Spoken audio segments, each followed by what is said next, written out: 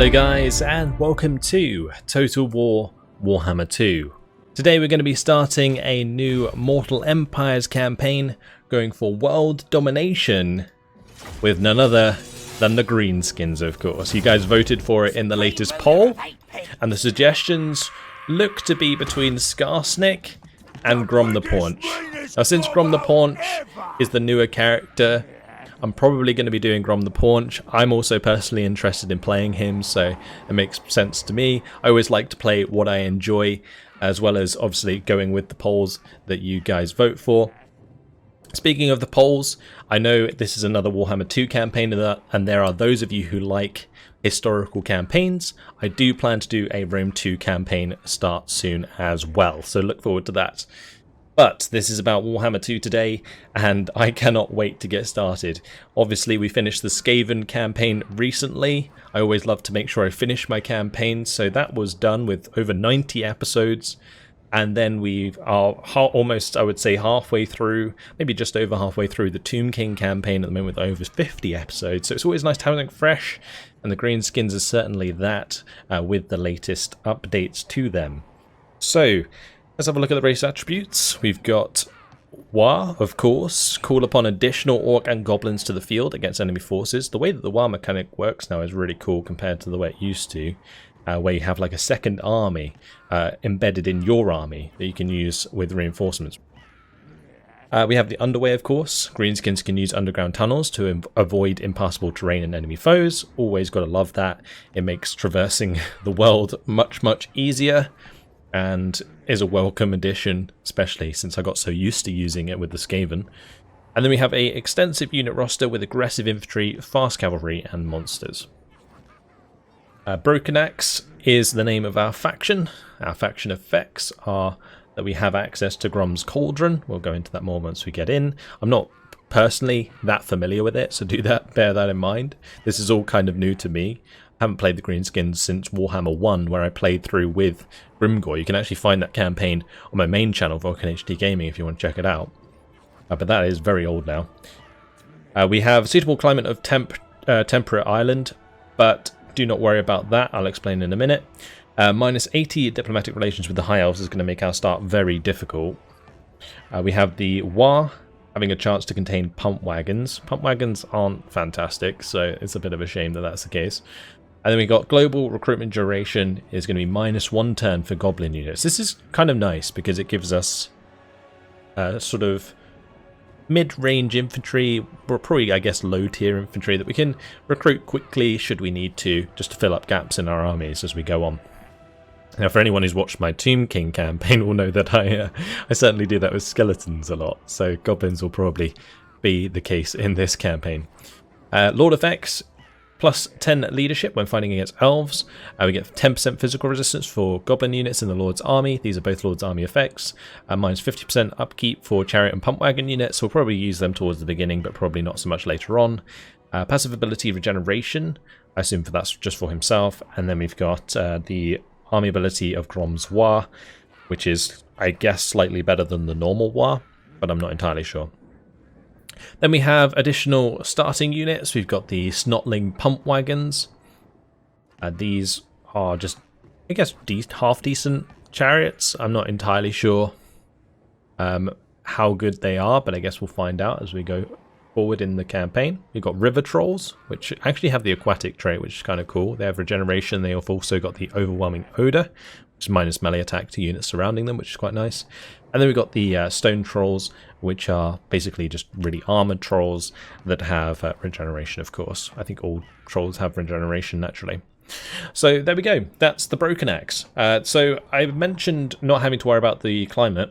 That's because I'm running 2 mods for this campaign, which I have been running more recently for all of my world domination campaigns. That is that we ignore climates because it can just get frustrating and really tedious as you expand globally, of course. And the second thing is the army upkeep modifier. So normally when you recruit multiple armies in a row, what happens is the upkeep of all your other armies also increases, but I have a mod that actually removes that from being the case, and that's not because I want the game to be easier necessarily. It's actually harder because at the start that means the AI have more armies as well, because it does affect the AI. It's actually just so that in the late game I'm not really restricted in the directions that I can go to expand. I can kind of expand in all directions at once, which certainly speeds up the late game of a world domination campaign when things can get a bit stale. So that's my main reasoning for those two mods in particular, but not necessarily to make the game easier, just to make the campaign flow a lot better, especially in the late game when things are getting the same all the time. I'm sure you guys understand. Anyway, with that all out of the way, we are of course going to be playing on very hard campaign and battle difficulty. The Chaos Invasion we're just going to have on. I'm not going to make it hard or anything. It's just, again, a tedious mechanic that I'm really happy they're going to improve on in Warhammer 3, hopefully. So, there we go. Grom the Paunch, let's go ahead and start the campaign. Having grown wary of binge banqueting and lazing about on his spoil heaps, the massive lump of gobbo known as Grom the Paunch dreams of conquest once more.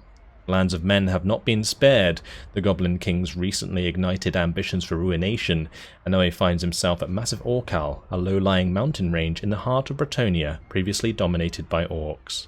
Having slew every rival boss in the area, he prepares to cast his gluttonous attentions unto the wider world. Grom the Paunch, O ye of the mighty gut, greatest of all goblins. Your war burdens once more, but the boys' morale is low, and they will need reinvigorating. Fighting the pretentious Bretonians will likely improve their mood. Their lands surround you, but like all men of the old world, they are weak and will easily fall to your horde. Your real trophy lies across the ocean, where in the great city of Tor Ivres, the Grim Warden undoubtedly awaits your return. When you are ready, make the crossing and show him that you will not be bested again. The High Elves may have driven you from Ulthuan's shores before, but you are not defeated. Your momentum gathers, mighty Goblin King. Soon, you shall become an unstoppable force once again. Ah yes, O ye of the mighty gut. What a way to start. Alright, let's have a look at how they play. Broken Axe. Grom's insatiable appetite for culinary delights is legendary. Strange and exotic ingredients can be collected for his cauldron by completing certain actions throughout your campaign, such as winning battles, sacking settlements, exploring the seas, or purchasing them from the food merchant. Combining ingredients in Grom's cauldron can result in powerful recipes with a variety of benefits for the tribe that last a number of turns. War. A war is an unstoppable force that can be unleashed once your faction gains sufficient reputation through winning battles and raising settlements. Once a call to war is targeted against an enemy, additional mobs will flock to your armies for a period of time as your Lord's War battle abilities are temporarily boosted. Raising the enemy's capital within the allotted time or occupying it when the war ends will grant a trophy and rewards in addition to building momentum towards the next call to war. Scrap. Greenskins know not to waste good battle salvage, actively gathering any bits of scrap they find after battles or raising settlements. Scrap can be used to upgrade and improve the boys' armaments, research technologies, or fuel Grom's cauldron. The Underway. Greenskins can sneak through the Underway to travel beneath otherwise impassable terrain. Doing so is not without risk, however, as Greenskins' armies can be intercepted by armies above and brought to battle, even by races that cannot use the Underway themselves. Okay. We've already got our first chapter objective, of course. to occupy, loot, raise, or sack 4 different settlements. Like juicy, low-hanging fruit, there are plenty of places ripe for pillaging within the reach of Grom's chubby digits.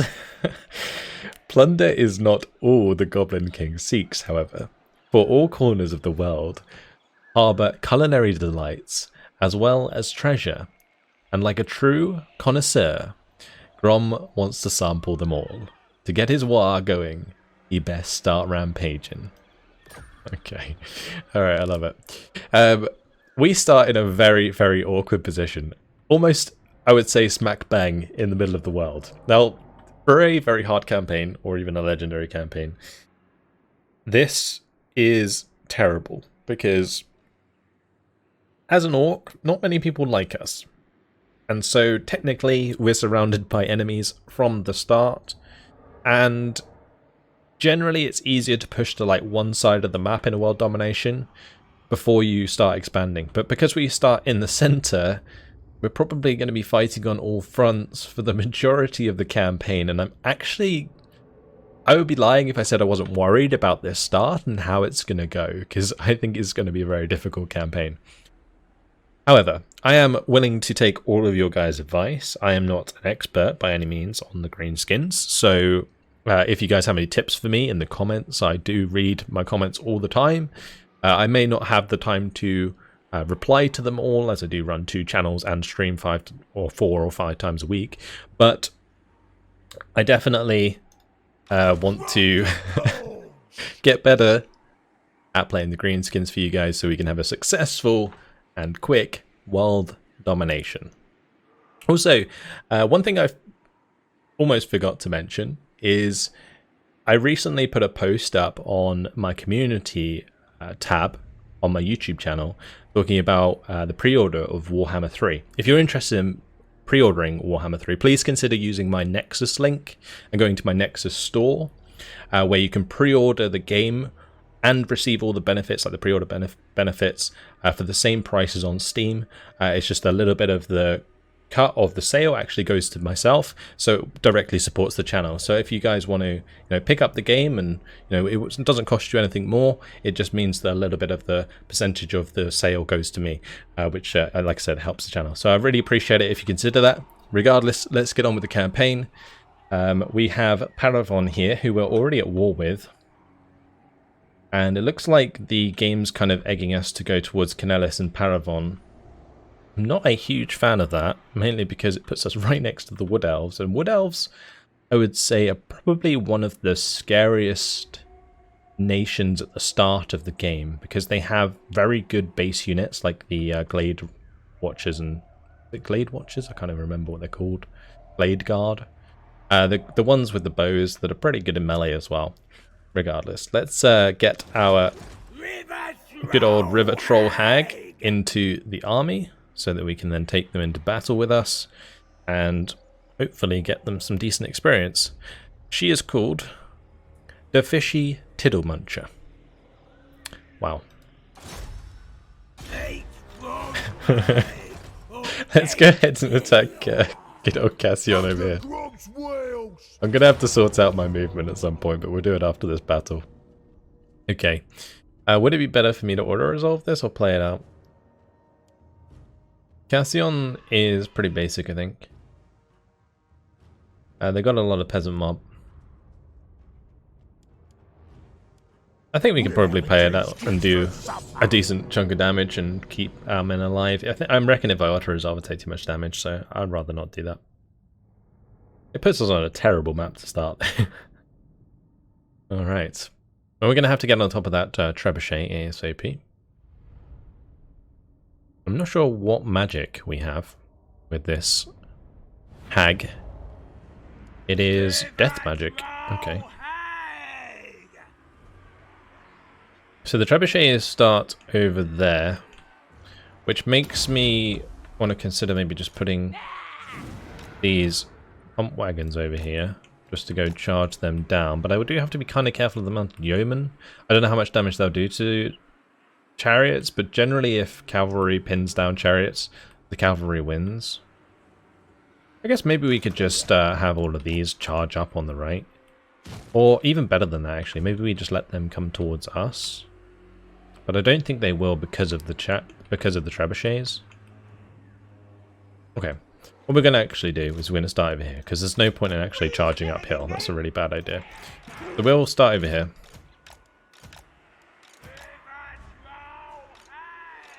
And we'll try and keep my men almost out of line of sight for the time being. And I'll have my trolls up on top. Anything big can go up on top and maybe be shot at by the trebuchets. But let's have a look at our units. As is customary with every new campaign. We've got our stone trolls here. The ever beautiful river troll hag. Got our river trolls. They're very cool. Got the snotling pump wagons. And of course our normal gobbos. The archers there that should be moving over here as well. And of course Grom the Paunch. Let's have a good look at him. How you doing there, Grom? Oh, you're being sat on by the hag. Maybe he likes that kind of thing, who knows. Let's see. He's got his wolves out in front, that's kind of cool. They really look awesome. It would be cool if we could get some of those as just general units. So just some wolves on their own. That'd be awesome. Alright, let's go ahead and start charging down here. Maybe what I do is I have Grom go and attack the mounted yeomen, and then we have the snotling pump wagons go past and hit the trebuchet. That could be a good idea. The trebuchet is being forced to move around a lot at the moment because we're moving with our own dudes. I'm a little concerned that they are moving back at the moment. That's a bit awkward for us.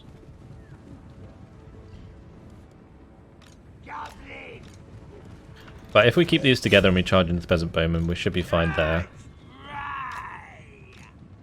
Yeah, I'm going to go ahead and just charge straight into the mounted yeoman here.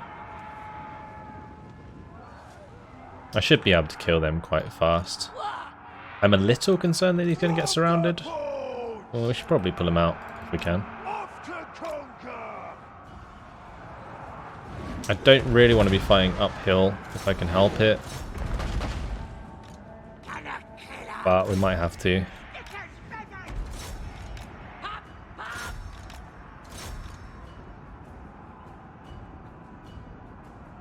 Okay, so we charged into those guys. Done a reasonable amount of damage. Oh, where's their leader? Because I should probably hit him with the Spirit Leech. I have no idea.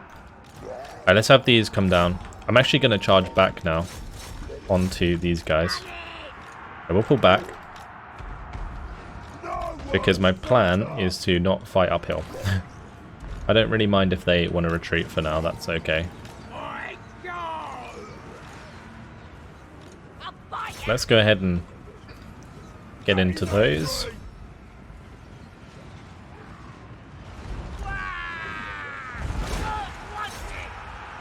Alright, and with that done, we can charge back in with these.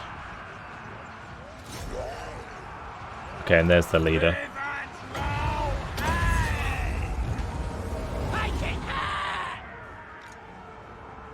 Good, we should be absolutely smashing these guys to pieces. Time to war. We'll take out these peasant bowmen. I'm actually going to have these charged downhill. We'll have Grom do that. Grom's pretty fast, huh? Time to war. We've got really good line of sight here for our archers to fire into the melee. That's great. Nice thing about his war is it does give HP back. Yeah, that's really nice. Victories are within our grasp already. These guys are regenerated a bit, so let's send them back in. We'll go ahead and use the opportunity to just charge into the mounted yeoman here again. Take plenty of those out. Damn, we absolutely demolished them with that charge. Well, it looks like Bretonnia is routed. Well, there we go. Now, for this campaign, I am probably going to turn off my automatic guard mode. I found that in general, it actually causes my troops to just kind of stand around and not do too much.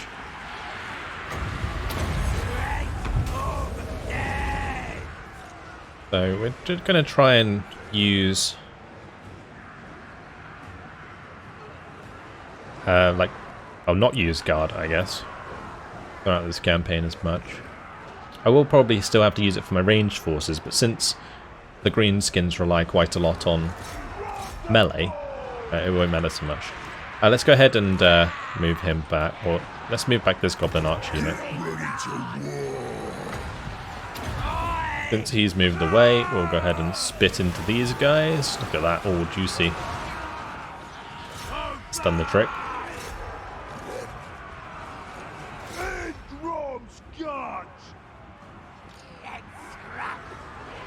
I'm going to make sure we kill off the Trebuchet unit. That's pretty important.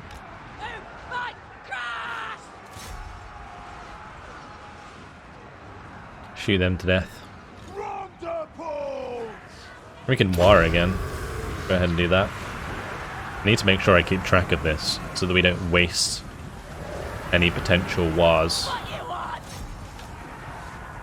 The other thing I want to make sure that I do here is not lose any of these wagons, because if I don't, I'm pretty sure that we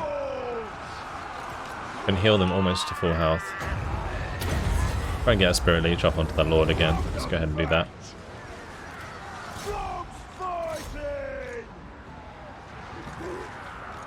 Oh, let's chase him down, boys.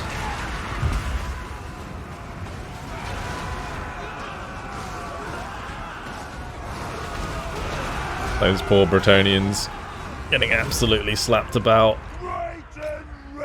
Gotta love it. I'm tempted to kind of just end the battle here, because I think the army will fall back slightly, and then we can attack them again. And that way we get more experience. So I think we did that battle pretty well. I didn't get caught on the uphill like I thought I might have to. We managed to pull back in time. Maybe lost more models in the trolls than I would have liked, but overall pretty good. Okay, so we can take the replenishment potentially. Or, oh nice, ward save 12% already. We can take some money. I think we'll just go for replenishment though. Oh, that killed the army? Ah, that is unfortunate. I didn't think it would. Alright, so we got him the Talisman of Endurance anyway. Go ahead and put his point in here. Well, we might as well actually take this opportunity to have a look at what Grom the Paunch offers, because I have no idea. So we got Lucky Banner already. Or at least the quest for the Lucky Banner. Or do we already have it equipped? Told you we'd win, boys. Is it maybe a talisman?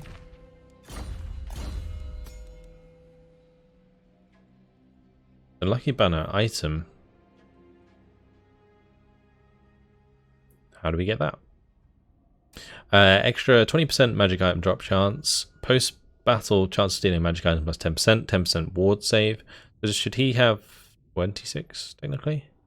Melee defense plus 1. How lucky. Lucky ability. Extra melee attack and damage resistance. That's crazy. The Axe of Grom gives extra growth in all provinces. The armor piercing weapon damage bonus versus infantry and ability Axe of Grom, which again increases damage. The fact he comes on a chariot though, I'm not sure how good that's going to be. Dodgy Geese is probably going to be something we need, and we got Goblin Tide, plus 15 armor for Goblin units and plus 6 melee attack. Okay. Leadership aura size and leadership ability for goblins. So he just buffs goblins a lot. I mean, he is technically the Goblin King, right? Culinary curmudgeon is that? 15 growth, casualty replenishment rate, hit points and physical resistance. Got chariot races, that's bonuses for chariots. Not a huge fan of that. Boisterous Shakedown is going to be probably required for the income from post-battle loot and magic item drop chance. And we only need 2 skill points to get this, which attacks cause rattled effect. reducing combat ability, and 50% charge bonus. Wow, that's a big bonus. Alright. Down to size, gives bonus versus large for goblins and melee attack. And then we got coming back, which is minus enemy leadership for elven units and win recovery time. Okay. So this is probably going to be important before we invade Ulthuan, which we're probably going to do quite early in this campaign, which is different to usual. He's got a 20% weapon strength bonus from 2 points. That's nice. Pretty standard otherwise. Let's have a look at his the middle line here. The inspiring presence tree. So you've got goblin and night goblins, and there's sort of like the chariots and looks like cavalry, yeah, all melee cavalry. And then we got archers, that's chariots and pump wagons. This is trolls, giants and rogue idols, and arachnarok spiders, of course. And then we have artillery. Okay, so I assume that's a similar sort of theme over here. What's the bonuses? Language of the boys. Extra melee defense, leadership, and immune to psychology for all units if active in melee around them. Okay. We've got sneaky stabbers, which is goblins, pump wagons. So that's just goblin units in general. That's orc units in general. This is bonuses for trolls, giants, rogue idols, and arachnoids, so large units. And then this is artillery. Yeah. And then we've got the extra bonus there. Ooh, that's a big old bonus. Is that separate ability to this? Because it's... Oh, it's something different. Oh, that's a passive ability, and this is a active ability. Okay, cool. And then we got Route Marcher. Death from below is evasion chance when using underway. Looting and sacking settlements, and we got raiding. I mean, all of these seem kind of pointless. I mean, maybe raiding we could get some money out of, but I never tend to loot or sack settlements. So maybe we'd have to go for Death from below if we wanted to get Lightning Strike. Plus 30% casualty replenishment rate for lords. Oh, okay, it's just for lords. That was in general, that would have been awesome. Ambush success chance, upkeep reduction, and then Renowned and Feared. Renowned and Feared is always nice to have, but I don't know if this tree is worth going down. I'm not somebody who likes to cheese Lightning Strike too much. I think I'm using it a lot in my Tomb Kings campaign because it's kind of necessary due to you having an army limit.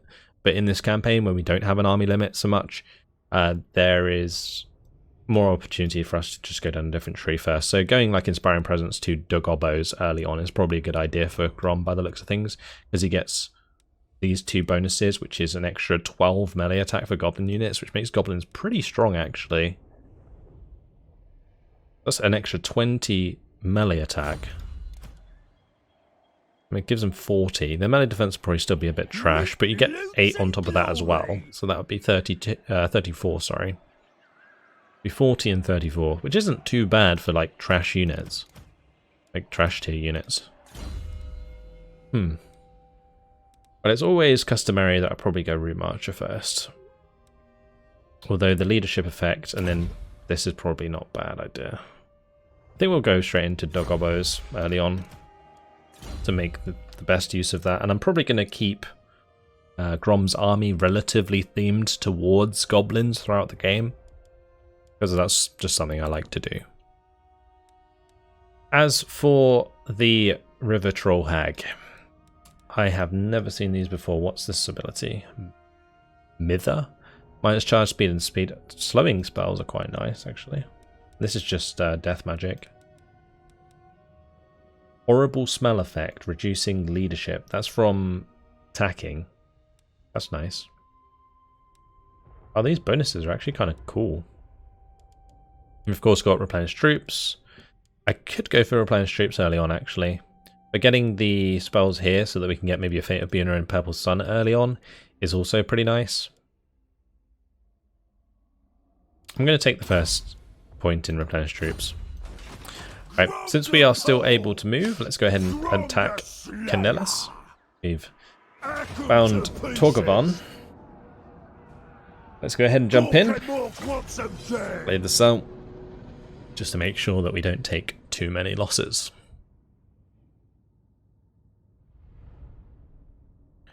So far so good. Do love a good gobbo. And just open world domination if they can is certainly something they'd aspire to, so I like the theme in that aspect as well. One reason I liked playing, well, I do still like playing the Archon campaign so much, because I feel like Archon would actually take over the world. And I guess Grom, if he got powerful enough, he would probably aim for the same thing. Whilst also going for the world's culinary delights, of course. Let's grab these. It's going to be pretty simple engagement, I think. We'll keep Grom and the pump wagon separate. It's a shame that the pump wagons seem a bit slower than Grom. If they were the same sort of speed, that would be a lot nicer.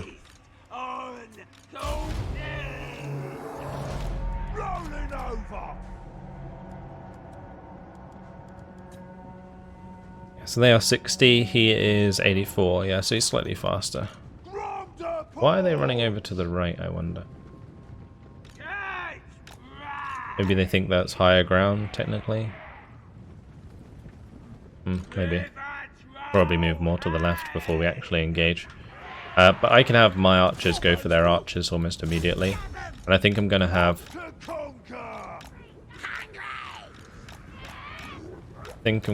Grom try and dodge those a little bit. But we'll go to the right-hand side here and attack these peasant bowmen that we're not going to be targeting with our own archers. Alright, meanwhile, we'll give the order to attack.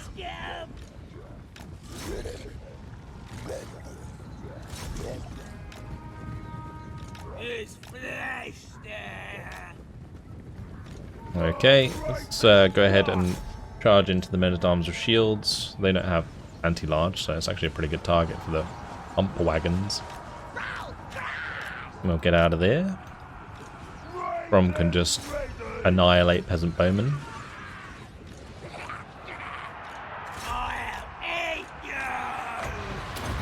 Gonna go and throw up all over the peasant bowmen there.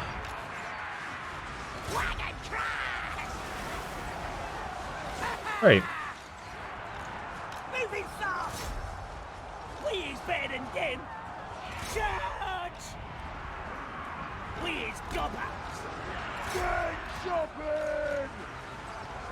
We're doing well. Let's go ahead and just jump into melee here.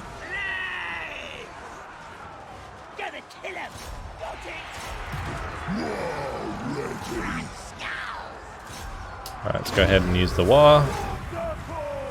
Might as well use it almost as soon as possible so that we can heal on the go. We only need to win this battle and then it's job done, so...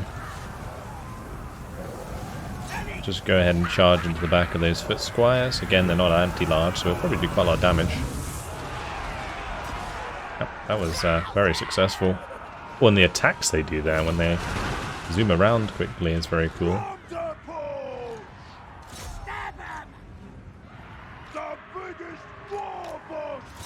Let's shoot these guys in the back. We'll throw up on these guys.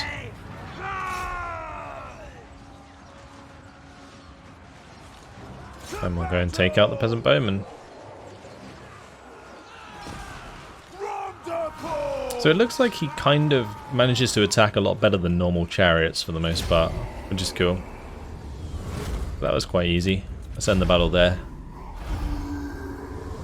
We barely lost anything.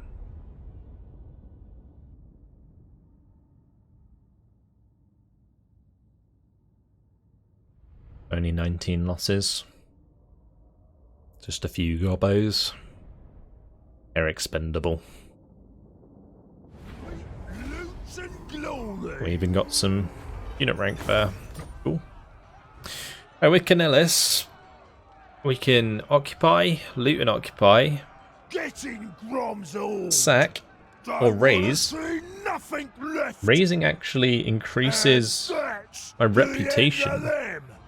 Does not winning a battle raise my reputation anyway? Alright, let's go ahead and occupy that. We can upgrade our troops. I remember this being shown off, but this requires technologies, which we haven't actually looked at yet. He's leveled up, so we'll go ahead and do the gobbos. Make sure we get the bonuses on those goblins ASAP. And we can, of course, go through Spirit Leech here. Right, so where do we go next? Let's have a quick look at research. We'll set that up, and then I'll probably have a look at buildings, because those are two things that I need to do. So the new research tree for the orcs is supposed to be like a lot better than it once was. I remember the Greenskin research tree in Total War Warhammer being very underwhelming. This looks a little bit better. Still looks like I'm going to run out of researches to do pretty quick, but I guess we'll see. So Go Faster is campaign map movement range, which is great. We've got leadership there. Extra melee attack for goblin units. Missile strength as well. That's nice. Growth is okay. This gives heavy metal, so that's scrap upgrades unlocked for Orc Boys, Orc Archer Boys, and Orc Biggins. And this is the Sharp Stabbers, the one I was looking at for the bonuses to goblins. So melee attack for goblin and night goblin infantry units. So wait, we're getting so many goblin bonuses. That's crazy. I'm curious if this changes based on which Greenskin faction you're playing as. I don't know if this is particular to Grom. I'm sure you guys will let me know in the comments, but I really haven't played the Greenskins in so long. It just seems like the bonuses to goblins on top of the goblin bonuses we already get from Grom seems pretty damn strong at the start. I guess we kind of need it. Let's do Gobby Gobbos, and then we'll go faster and get Sharper Stabbers. Let's just use them. Extra missile strength, recruit rank. The recruit rank's nice there though. Extra armor as well. It only costs 1,000. This is melee attack. I mean, we could just take all of this. Like, all of the rank 1. That's not going to take very long at all. And I assume if we pay for it, it only takes 1 turn. Yeah, so we can take both of those very quickly and make our goblins much better. That's cool. Alright. So let's have a look at buildings. Let's start at Massive Orcal, since it's a bigger settlement. So we have a special building here, a landmark. This is the Stone Troll Quarry. It gives us income, growth, recruit rank for trolls, and unlocks recruitment of trolls. Okay, that's nice. We have Muster Fields, which is Orc Boys. Kind of seems unnecessary, I'm not going to lie. This, I might be able to just get rid of that. Wolf Den is Goblin Wolf Riders and Archers, so this is like our cavalry plus the Ragnarok Spiders. Orc Boar Boys. It's nice that all of our buildings only go up to level 4, other than the Shamanic TP. Like, the fact that this is the case means that whenever we take over a rank 5 settlement, we can already build all of the maximum buildings we want to build, except from this one. So, yeah, that's great. I'm happy about that, for sure. That's certainly going to help us out throughout the campaign. This one gives Orc Boar Boys, I think most of these units I've seen before, other than the Black Orc Big Boss, which is new. Okay, and then we got the Night Goblin Squig Hoppers and the Squig Herd, which are Scarsnick stuff. Then we got the Giant there. This is the unlock for the River Trolls and River Troll Hag as well. So this is all the Troll Tree. Then we got the Goblin Toolbox, which gives us the Snotling Pump Wagons. The Snotling Pump Wagons with spiky rollers. Difference there. They're slightly better. Looks like they have, like, Sundering, is this? Yeah, minus 30 armor. That's actually pretty good. And this is Flappers. What are Flappers? This is Strider. Okay.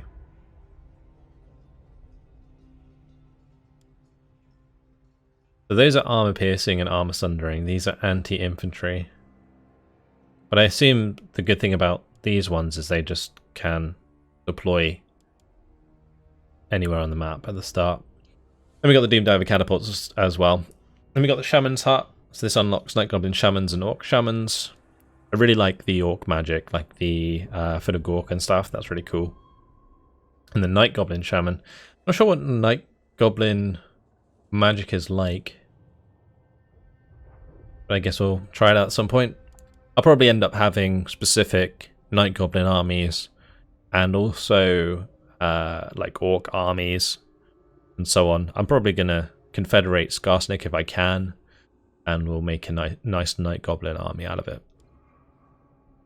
Shaman's Hovel gives extra recruit rank for Shamans. That's cool. And then the Shamanic TP, that gives extra global recruitment capacity, this line. That's going to get pretty crazy. If we build one of these in every single big settlement that we have, that's going to get pretty nuts. Anyway, we got wall buildings, rat trappers, that's for Skaven, and then we've got boss's tent, which is Goblin Big Boss can be unlocked from that, and that gives obedience, which I guess is our equivalent of public order. The boss's camp gives Lord recruit rank faction wide. That's going to be nice. We can spam some of these. So it's probably best if I build the public order building then in the main settlement for the most part, because we're going to almost always want boss camps for that bonus, because then we also get this bonus as well, the hero recruit rank +4 for Goblin Big Bosses, so we can get some of these boys at a high level. Okay, then we've got growth building and income building. Wow, this income building gives us a lot. It's only 650 as well. 200 income for 650. We pay that off in like 4 turns. That's crazy. And then raiding stashes. So campaign map movement range plus 15% for own army starting in the region. That's very similar to the Tomb King one actually. And then we've got the income from raiding, ambush success chance. And the fact that this is all armies, so income from raiding in all armies, and income from post-battle loot faction wide. Damn. Stacking these could be good as well. And since they're only level 3, I assume I can make them in these provinces, like in secondary settlements. Yeah, I can. Okay, so we could stack these real hard. That would make us a lot of money. And also allow us to get around very fast. Well, there is a resource here. Beast Lairs, Beast Upgrades. Minus 3% upkeep for Boar, Wolf, and Spider Rider units. This might be quite nice early on if we want to get some Goblin units on spiders and so on. But yeah, this is only level 1, which kind of sucks. I probably want to get the growth building, although the pile of shiny stuff is really nice. How much do these cost upkeep wise? 75, 94. Because we're of course going to want to recruit this turn. Global recruitment for goblins is reduced, so we can recruit pretty much all we want into this army, like 6 more units. I'm thinking a Canellis. It's probably worth just putting in this for now. And a Massive Orcal, we go ahead and put in the idols for now, so that we get the growth up in the main settlement.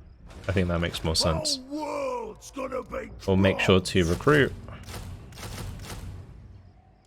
Get plenty of goblins in there. I maybe feel like I should have more goblin archers. Let's do one more goblin archer. Yeah, I'll tell you what we'll do. We'll do that one there, and then we'll do one more goblin archer on the local recruitment because that costs less. Okay. The Goblin King! That's going to put us up to 16 units. I'm hoping that's enough to then go and attack Paravon. That would be ideal.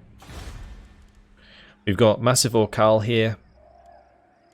Oh, we need to look at the commandments. So, brag about the boss gives us minus 5% recruitment cost and extra local recruitment capacity. Give it ear is income extortion rate. Oh, instead of taxes, we're extorting income, okay. And then Kemp Ruckus gives us extra growth and obedience. So probably the growth and obedience makes sense because we, of course, want to grow this ASAP. So we'll leave it at that. And unfortunately, guys, that's where I'm going to leave it. So hopefully that was a nice introduction to the start of the campaign.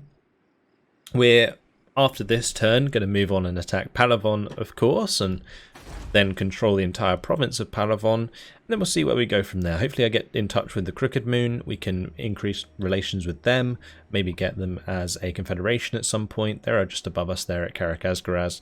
But after that, I assume we just go and attack more of the Bretonnian factions, clean up this area and then just go across the water and attack Ulthuan and maybe set up our first base over at Ulthuan. But we will see. I'm not entirely sure where I'm going to go with this campaign just yet. But a good start. A simple start. That's it. I hope you guys enjoyed it. Thanks for watching. And I hope to see you guys in the next episode where we'll actually explore some more of the mechanics here, because of course we still need to go through the recipes and so on. But yeah, that's it for now. Thanks for watching, and I'll see you in the next one. Goodbye.